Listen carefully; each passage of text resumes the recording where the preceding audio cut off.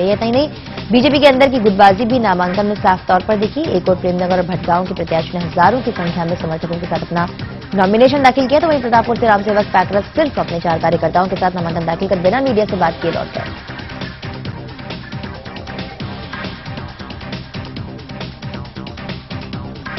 लंबे इंतजार और माथापच्ची के बाद छत्तीसगढ़ कांग्रेस ने बची 4 विधानसभा सीटों पर अपने उम्मीदवारों का ऐलान कर दिया है। नामों पर अंतिम मुहर लगाते हुए कांग्रेस ने अकलतरा से चुनीलाल, अहिरवारा से अशोक डोंगरे, गुंडरदेही से आरके राय और भैयालाल सिंह को उम्मीदवार बनाया। आपको बता दें कि तीसरी लिस्ट में 4 नामों पर सहमति नहीं बन पाई है और 28 में 24 सीटों पर कांग्रेस उम्मीदवारों की घोषणा की थी।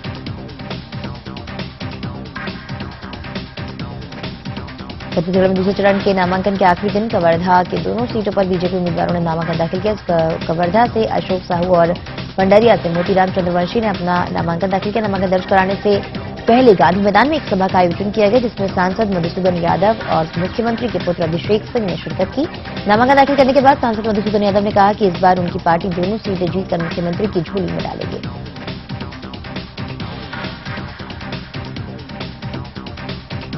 रीवा में विधानसभा चुनाव के नामांकन के पहले दिन कुल 6 प्रत्याशियों ने नामांकन दाखिल किया। इसमें के विधानसभा के राष्ट्रवादी कांग्रेस पार्टी के प्रत्याशी आनंद तिवारी और माकपा से रोहित तिवारी ने पर्चा दाखिल किया। इसके अलावा 5 निर्दलीय प्रत्याशियों ने भी पर्चा दाखिल की है।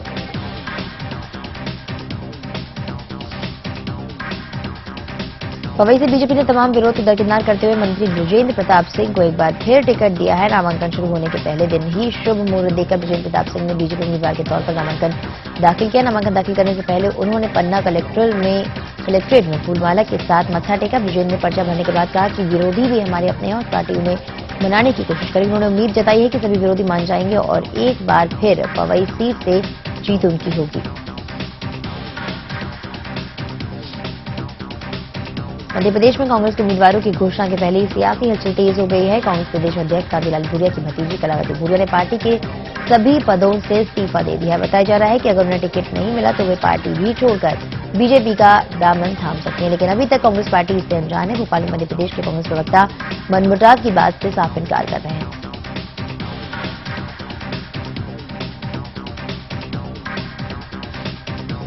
चंद्रपुर विधानसभा क्षेत्र में कांग्रेसी नेता गीतांजलि पटेल को कांग्रेस पार्टी का उम्मीदवार नहीं बनाया गया, जिसके चलते उन्होंने बगावती तेवर अपना लिया। उन्होंने कांग्रेस पार्टी के नेताओं पर कार्यकर्ताओं से भेदभाव का आरोप लगाया। पिछले कई सालों से पार्टी में काम कर रहे गीतांजलि पटेल 2 साल से जिला पंचायत सदस्य हैं।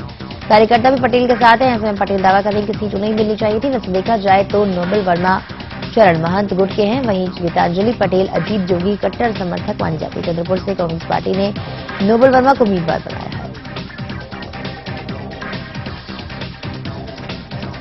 मध्य प्रदेश के पूर्व मुख्यमंत्री एवं कांग्रेस के महासचिव दिग्विजय सिंह ने एक बार फिर नरेंद्र मोदी पर निशाना साधा। दिग्गी ने केपीएस गिल के उस बयान को उनकी निजी राय बताया, जिसमें उन्होंने उनकी ऑटोबायोग्राफी में नरेंद्र मोदी गुजरात दंगों के लिए क्लीन चिट दी है। दिग्विजय सिंह ने कहा है कि दंगे वहीं होते हैं जहां मुख्यमंत्री उसे कराना चाहते हैं। पटेल के सेक्युलरिज्म के सवाल पर दिग्विजय सिंह ने मोदी को आड़े हाथों लेते हुए फिर दोहराया कि पटेल वो शख्स थे जिन्होंने संघ पर प्रतिबंध लगाया था। दिग्गी राजा ने मोदी से सवाल किया है कि मुसलमानों को मरवाना सेक्युलरिज्म है तो वो इसे परिभाषित करें।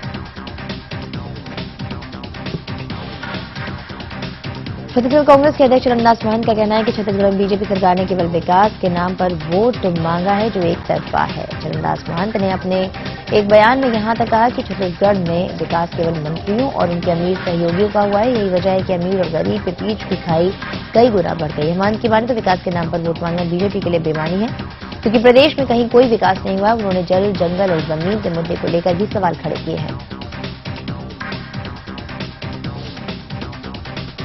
ग्वालियर दक्षिण विधानसभा से विधायक नारायण सिंह कुशवाहा इन दिनों अपने ही समाज के लोगों के बीच बहस का मुद्दा बने हुए, जिसके चलते खुद उनके ही समाज में एक धड़े ने जहां उनके विरोध में मोर्चा खोल दिया, तो वहीं दूसरा धड़ा उनके समर्थन में उतर आया। दरअसल ग्वालियर दक्षिण विधानसभा क्षेत्र से नारायण सिंह कुशवाहा को टक्कर देने के लिए इस बार विजय सिंह कुशवाहा बसपा के प्रत्याशी के रूप में खड़े हुए, जिसके चलते आरोप प्रत्यारोपों का दौर शुरू हो गया। इसी कड़ी में गुरुवार को जहां कुशवाहा समाज के एक धड़े ने नारायण सिंह पर निष्क्रियता और समाज के अनदेखी का आरोप लगाते हुए प्रदर्शन किया था, तो वहीं शुक्रवार को समाज के दूसरे धड़े ने सामने आकर नारायण सिंह के समर्थन में सफाई दी और उनका विरोध करने वाले लोगों पर बसपा पार्टी साठगांठ करने का आरोप लगाया। साथ ही नारायण सिंह को कुशवाहा समाज के समर्थन की बात भी कही।